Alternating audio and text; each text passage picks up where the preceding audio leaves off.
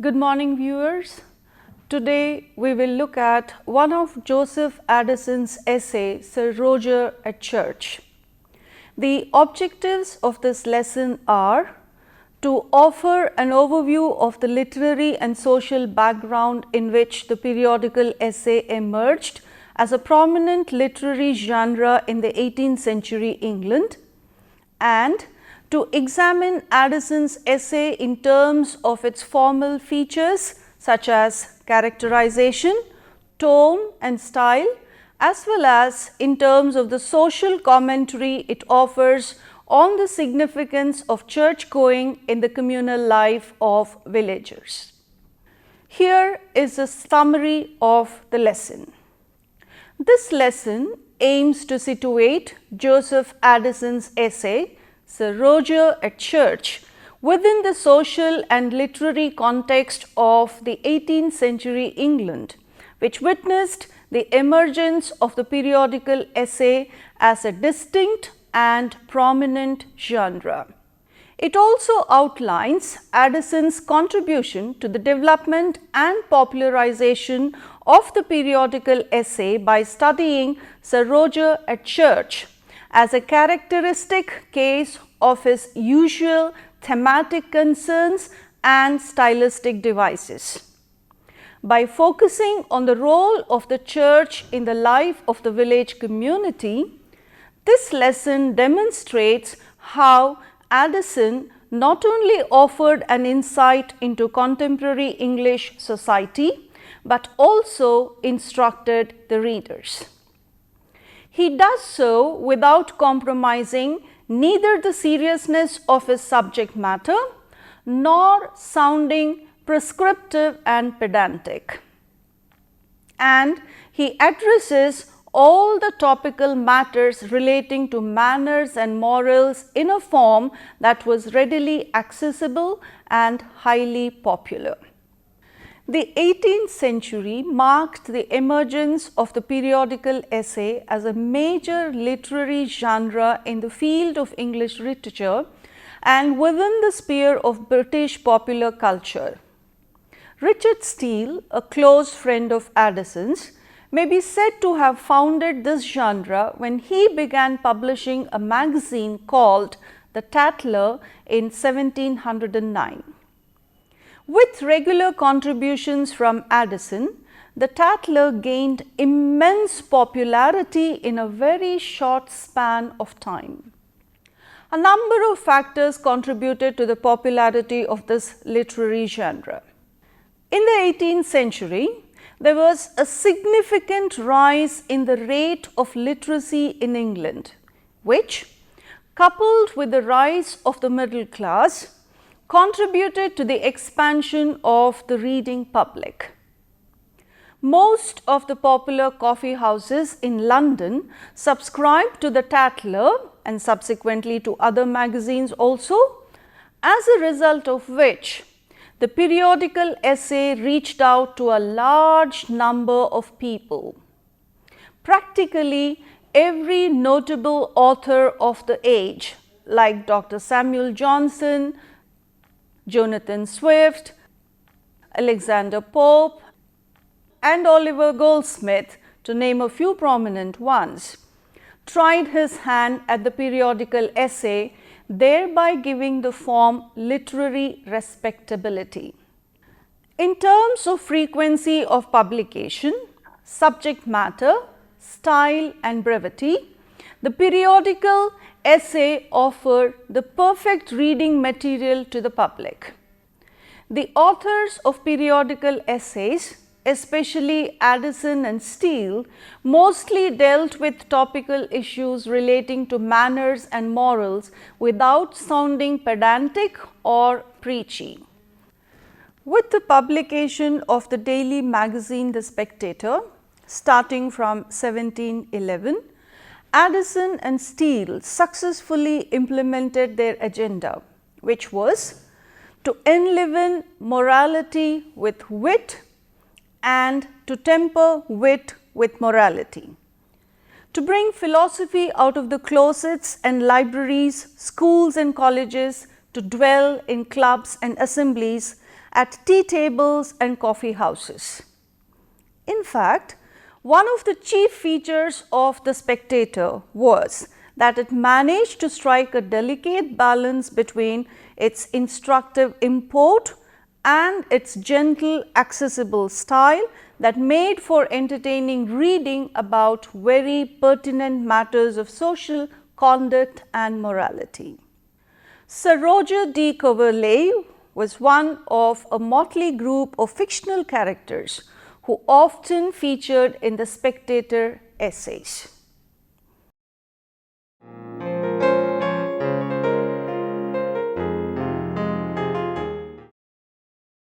Addison was born in 1672 in Millstone, Wiltshire. He was educated at Charterhouse School, where he first met Richard Steele, with whom he shared a lasting professional and personal association. He attended Queen's College, Oxford, where he achieved distinction in classical studies and subsequently studied at Magdalen College. His first major literary work, an account of the greatest English poets, was published in 1694. Through the 1690s, Addison published several Latin poems which brought him to the notice of John Dryden. Between 1699 and 1703, he toured the continent where he met many political leaders and diplomats. In 1705, he published a poem called The Campaign, celebrating the recent victory of the Allied forces over France in the Battle of Blenheim, which secured him the position of the Commissioner of Appeals and subsequently Under Secretary of State in the ruling Whig government. His political career reached its zenith in 1708 when he became a member of the Parliament. Addison's literary career entered a productive phase in 1709 when Steele started publishing the Tatler. Addison's regular contribution to the periodical soon became indispensable to its success. In fact, though Addison contributed fewer essays to the Tatler than Steele, his reputation soon overtook his friends. In 1711, they co-founded The Spectator, which was an instant hit with readers and ran to a total of 555 issues. The famous 18th century scholar and critic Samuel Johnson praised Addison's prose style and said, "Whoever wishes to attain an English style, familiar but not coarse, elegant but not ostentatious, must give his days and nights to the volumes of Addison." While Addison's style was certainly more technically refined than Steele's, later critics like James Leigh Hunt and George Sherburne have indicated a preference for the latter's passion and spontaneity.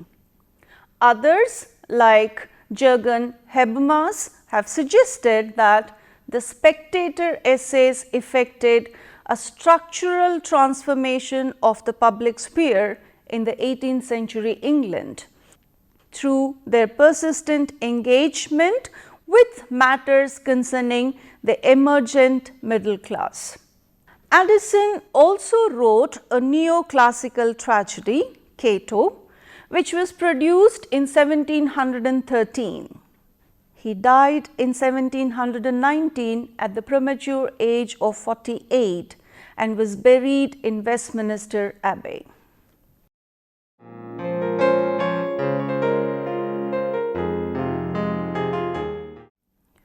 Sir Roger is presented as a man who is sensible of his duties towards his parishioners in his capacity as their landlord. As a figure of authority to his tenants, Sir Roger combines qualities of firmness and generosity in dealing with them. Thus, he takes the initiative of decorating the interiors of his church with biblical texts, in addition to railing in the communion table and buying a beautiful pulpit cloth at his own expense.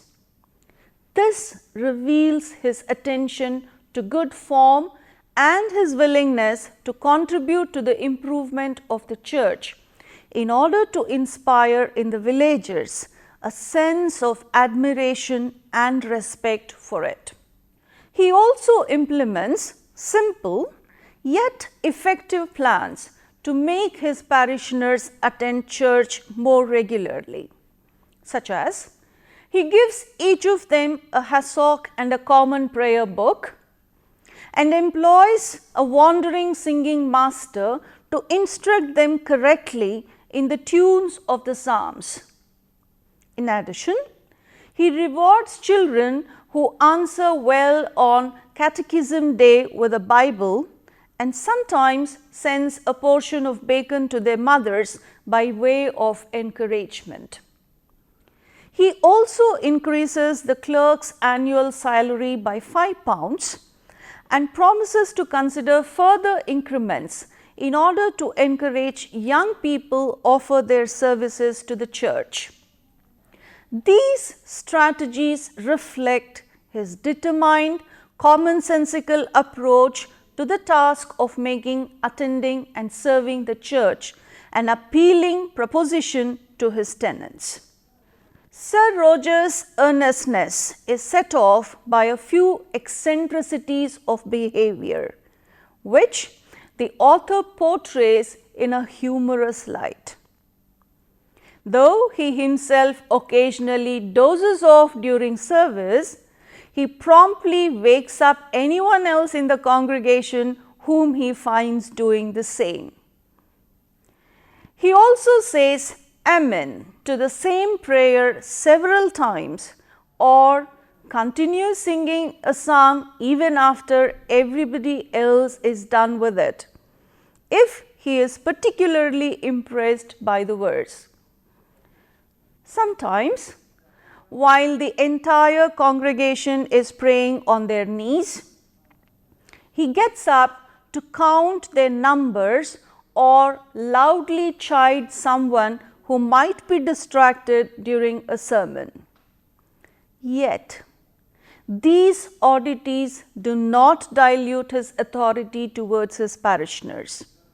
Rather, they make him a more likable character to the author and the reader.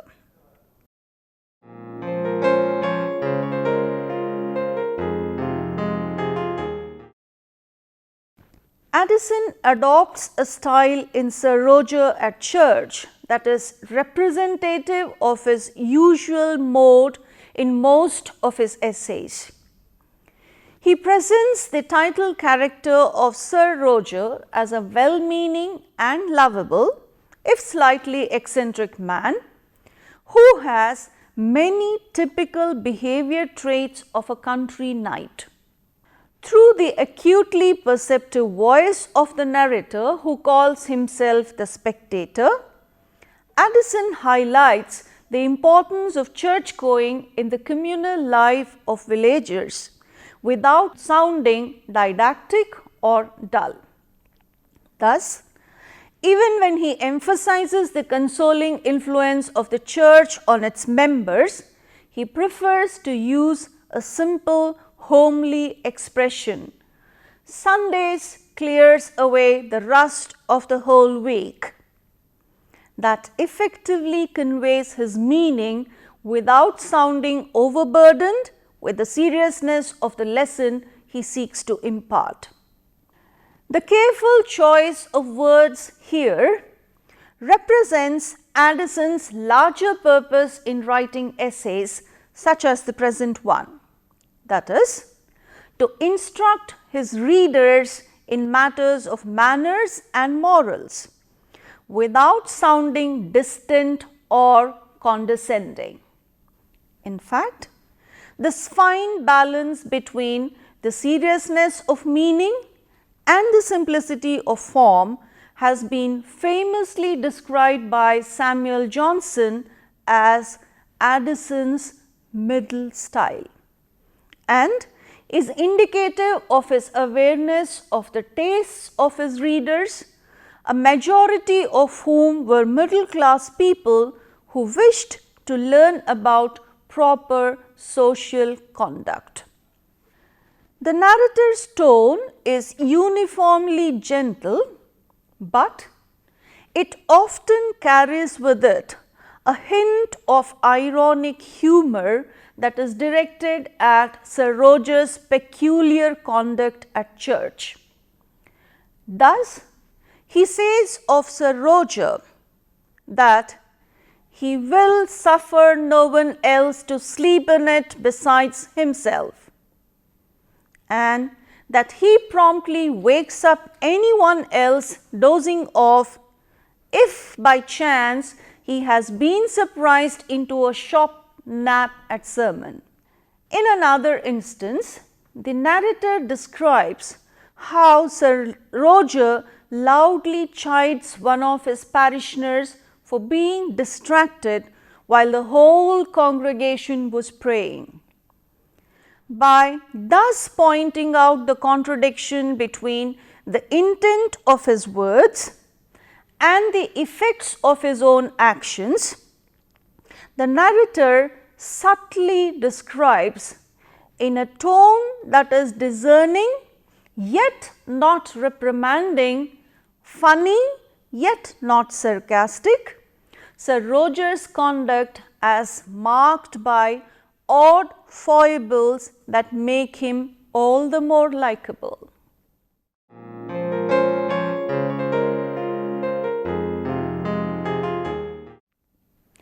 The narrator states that the rural society that Sir Roger lives in needs to be brought under the order of the church so that its members do not descend into uncivilized behavior.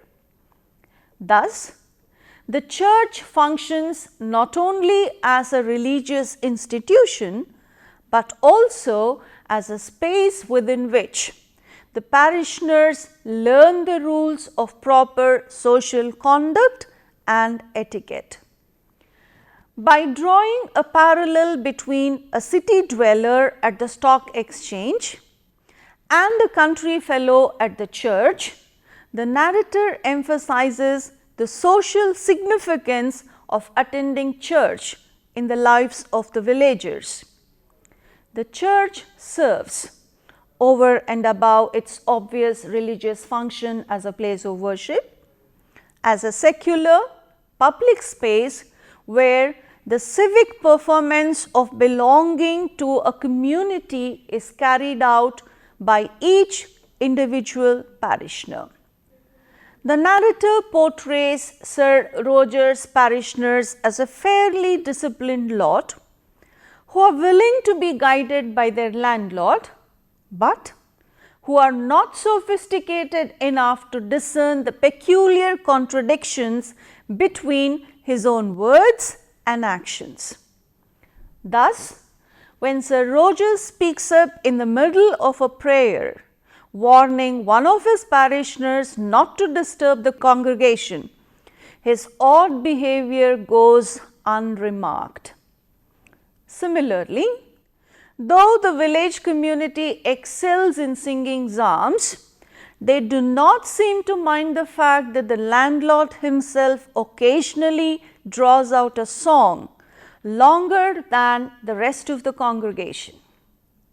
Such complete and reverential acceptance of Sir Roger's amusing eccentricities by the villagers suggest that they lack the critical attitude or the courage to contradict authority displayed so subtly and abundantly by the narrator through his ironic observations, such as to question the figure of authority or even detect the humorous aspects of his conduct. By way of offering a contrast to the harmonious state of affairs in Sir Roger's parish, the narrator cites the instance of the neighbouring village, where an ongoing feud between the landlord and the parson has resulted in an impasse, with the former discouraging his tenants from attending church and the latter taking jibes at him during the weekly service. The ordinary villagers, the narrator observes, are unable to adhere to religious faith or social discipline when their betters set such bad examples.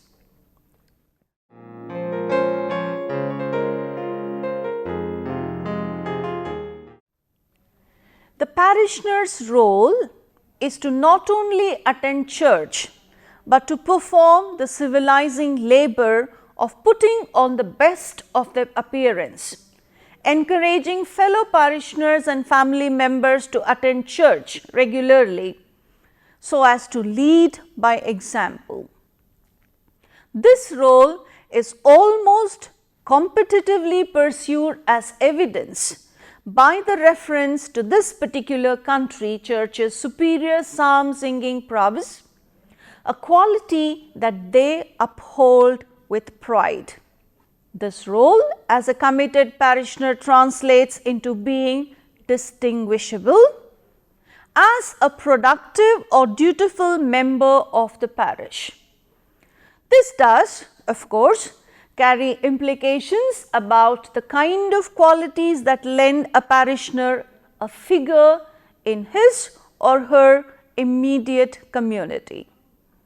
Sir Roger is an able patron of the church because he serves the interests of the community with his wealth, such as furnishing church, promising to bestow church service on the basis of merit, and rewarding parishioners for dutiful attendance. This is contrasted with the state in which the neighbouring country church finds itself, where the parson and the squire allow a private feud to impinge on the betterment of the community. The church is seen as a microcosm of the community itself, where members can only contribute to its advancement through a pledging or exerting of their best, most agreeable forms. The interests of the individuals, personal differences or opinion notwithstanding, are superseded by the interests of the village community in general. The authority of the church is also conflated with that of Sir Roger, who, by example, instills the virtue of regular attendance despite the peculiarities of this attendance. In contrast, the neighbouring church has no authority over its parishioners on account of the bad form displayed by their squire.